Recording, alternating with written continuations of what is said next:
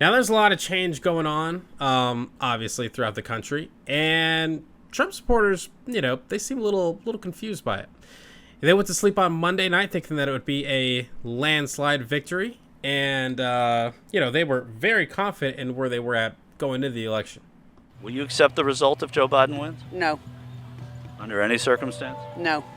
President Biden, that can't happen. I can't even think about that because he does not like America. He's a racist. Now that's a racist. Now, that's a racist, and that's the first time I've heard something like that. And so, really, as the numbers have come in, things have only gotten more and more confusing for Trump supporters from there. Yes, stop the count in Detroit, in Michigan, but in Arizona, they're saying,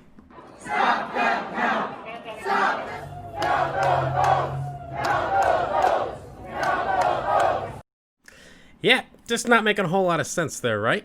And if there's one person who seemed really confused, it's Donald Trump himself. Mail-in ballots are so one-sided, too. I know that it's supposed to be to the advantage of the Democrats, but in all cases, they're so one-sided. Yeah, he forgets that he told all of his supporters to not send in mail-in ballots, which is why it's so one-sided. And now, supposedly, it's up to Jared Kushner to break the news that it's over. The plan now, as reported by the Associated Press, is to file lawsuits across the country to make it look like they're putting up a fight in the courts, but they know, and you and I both know, they won't win. The goal is to make the election look illegitimate and save Trump's ego. But there's a growing sense with those closest to Trump that this is all over. And so my question is, what happens next, right? It's been a wild, Trump was already firing members of the government. He fired his Secretary of Defense was fired today. So far, he's also fired 3 agency directors, and supposedly the FBI director is next. Also, it's been widely reported that Melania Trump could also be looking to make her exit from more than just the White House. She supposedly had an aide that she was working with her that said that once Trump is not the president anymore, she will not be Mrs. Trump anymore. But we'll see what happens there. There's also a number of pending criminal investigations in New York where they're just waiting until Trump isn't president to file charges. Now, on the bright side, Trump TV could be very popular. So much so that Fox News stock price actually dropped when Trump lost the election. But is this going to offset the damage to the Trump brand that used to be known for luxury, and now it's kind of known for crazy people with red hats? And so my question is, the end is near for Trump's presidency, but what's going to happen to Trump and Trumpism in the future? What do you think, Kelly? Well, I appear to lost you again on audio, but really there's a couple more points, because of course I was talking about what's next for Trump after this. Where's the president going? There's a couple of things, we want to talk about that, they're setting up this large legal fund, fundraising for his legal funds to fund election lawsuits. But right now, 60% of that money is going to pay campaign debts. So it looks more like the fundraising for that is much larger focus on paying up their debts, getting 2020 out of the way, so to speak, financially, rather than trying to re-win the election. Another problem I think we really see here in the what's next for Trump is the lame duck period. Australia, for instance, they decide on a new government, and the next day they've got new people. Here in America, it's a little bit different. They've got months to go. It used to be longer, but still pretty long, altogether speaking. So we've seen some pretty bad lame duck periods in the past. James Buchanan, leading into the Civil War, basically just let southern states secede. Didn't really do anything to stop them. Didn't do anything to keep them from arming up in that period. Didn't do a lot to protect federal forts. He left Lincoln in a bad position when Abraham Lincoln took over. And maybe if he'd done more, the Civil War would have been shorter. Hard to say. Hindsight is 2020. But a lot of people have said that for that instance, it wasn't malice; it was more incompetence on James Buchanan's part.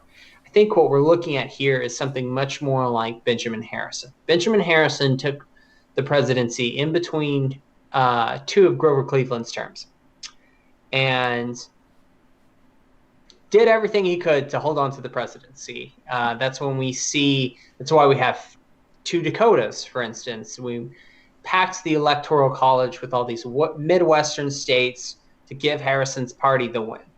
And it still didn't happen. But he loses, Cleveland's back, he's like, I'm back. He's doing his non-consecutive second term. He's the only one who've done it. And Harrison basically just goes, well, you know what? I'm going to make it as hard for him as I possibly can. Outright, just spends all the money the Treasury has, just spends everything the government has got, and then just leads the U.S. into a financial crisis. And it worked for him. He left Cleveland in a terrible position. A recession right before you're taking office. Harrison was trying to run out the clock. I think it started something like 6 days, with him left in office. And he was just like, well, it's the next guy's problem. But I think there is a worry that we see that here, that the Trump administration allows this to get worse, and Joe Biden, takes office facing this terrible coronavirus pandemic without a lot of help from the previous administration. Absolutely, and we're entering like a new territory, because for the longest time, it seemed that Trump was focused on the virus in an effort to get try to get reelected. But now that that's not happening, who cares, right? And so that's the thing. Yeah. I'm also wondering, hopefully Biden should have a lot of experience, taking the country out of recession. I believe that the last couple of Republican presidents have left the U.S. in a recession when they left office. First-hand experience for Biden and the Obama administration coming out of the Bush years. Exactly, and there's a lot of fear mongering going on that I'm trying not to get into, because one of the agency directors that was fired apparently oversees something to do with the United States' nuclear operations. So, and I've heard a lot of talk from former Trump associates like Michael Cohen, who has said that he would not put it past Trump to start a war to stay in office. So, yeah, hopefully it doesn't come to that. I think we're already in fairly dire straits as it is. Yes. So I think they're going to leave it at that, they're just going to essentially stick him with the coronavirus pandemic and the recession that appears to be in the offing. Absolutely.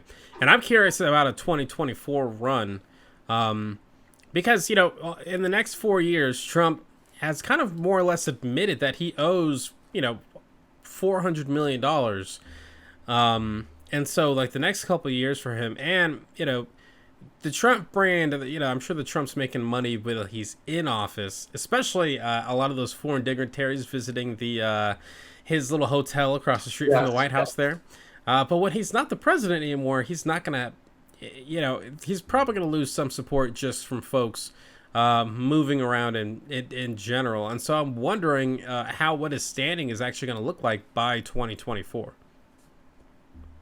Like I said, I think he runs no matter what. I think he is somebody who's going to see an advantage in it no matter what's going on. Any publicity is good publicity. I think he truly believes that. And I believe that even if he's in jail, he'll run. To me, the big question is not whether or not Trump runs in 2024. It's whether or not the Republicans choose to run someone against him. Do they say, this guy isn't our candidate, this guy isn't our nominee? You know, do they put Ted Cruz, Marco Rubio, Lindsey Graham, you know, another of the 2020 presidential hopefuls, and then have that guy, run against Trump and Biden? Do we get kind of a replay of the 60s where, you had, George McGovern as this kind of spoiler candidate? I think that's the big question we see moving forward. Absolutely. And I've kind of always thought with Trump, and I do think the Republican Party, it's interesting because, the Republican establishment seemed to hold a good grip on the party, but not to the same part that the Democratic establishment has. And what I mean by that is that, when Trump was first kind of coming up through the ranks, a lot of Republicans never took him seriously because, know, but I realized he was going to win this thing and he was going to dominate the party when he essentially got Megyn Kelly fired for criticizing him in the presidential debates and talking about how he's called women fat pigs, all those kind of things. And you thought, okay, she's asking a tough question, but he hit back on her and Fox News totally caved. And so right now the Republican Party is Trump's party. And it seems as things are changing, they're probably gonna, they're giving into QAnon conspiracy theories. A lot of the big party leaders are still not accepting the results of the election. And so the Republican side, it seems like, as when Obama was president, the Trump party, the kind of crazy wing of the party, took over things and made it hard for like your general establishment Republicans to get things done. And so it seems to me those folks like Ted Cruz, Marco Rubio, and in some ways it's weird because they look like moderate establishment Republicans now. As crazy as they are, you kind of almost have to look at Ted Cruz as he's the moderate, and some of these QAnon supporters are the fringe of the party. Which I think is the how they're running in 2024. I think that right now you look at what Ted Cruz is doing, you look at what Marco Rubio is doing, you look at what Lindsey Graham is doing. I think we're going to see all of these guys in the 2024 race. They're setting themselves up as these quasi-Trump supporters, but still moderate. And I think if they are elected, we get more of the same we saw under the Trump administration with perhaps less garden variety incompetence, secretaries just, blowing tens of thousands of government dollars on redecorating their office, probably less of that. But I think policy-wise, fairly similar to the Trump administration. Yeah, pretty much. And, for Trump, for all his crazy and bluster there, I don't know what you think about this. Yeah, I don't want to, I know we're getting kind of long in this segment here, but I always thought that Trump, the antics, the tweets, all the crazy stuff was all just, it was by design. It pissed liberals off. And so, people would be distracted, wouldn't see, okay, Congress would pass something or Congress would do something, or there'd be some other kind of distraction with the administration. And all of a sudden Trump tweets, hey, we're moving the date of the November election. It always just seemed like this distraction campaign that worked pretty well. And so I thought a lot of that chaos was by design. And so I think over the next couple of years, we're probably going to be unpacking a lot of things that the Trump administration has done from a policy perspective that none of us realized actually happened. Yeah. Like you said, a lot to unpack there. How do we separate Trump the president from Trump the character? Because it's hard to tell where the man begins and the persona ends. I think also you saw a lot of fundamentally Republican ideas, and I think that the thing that really rubbed other Republicans wrong was like I said, the garden variety stuff, the garden variety corruption, the mistakes that shouldn't have been made, these massive gaffes, and playing to the base in ways that, maybe it turned out the base, but, really, really angered moderates and independents, like you were talking about, some areas where people, even though they voted straight ticket Republican, voted Joe Biden. And I think, in this scenario, we really saw the immovable object come up against the unstoppable force. And I guess the unstoppable force won this time. We saw a red wave, we saw a blue wave, and Joe Biden just put together a better coalition. And again, we'll have to see if he can hold that together. Absolutely. Hey, what's going on, everyone?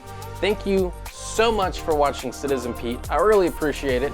If you haven't already, click that little subscribe button, maybe the like button, and hey, maybe just leave a comment. I want to know what you're thinking. What do you think about all the politics, the news, and all the stuff that's going on in our country?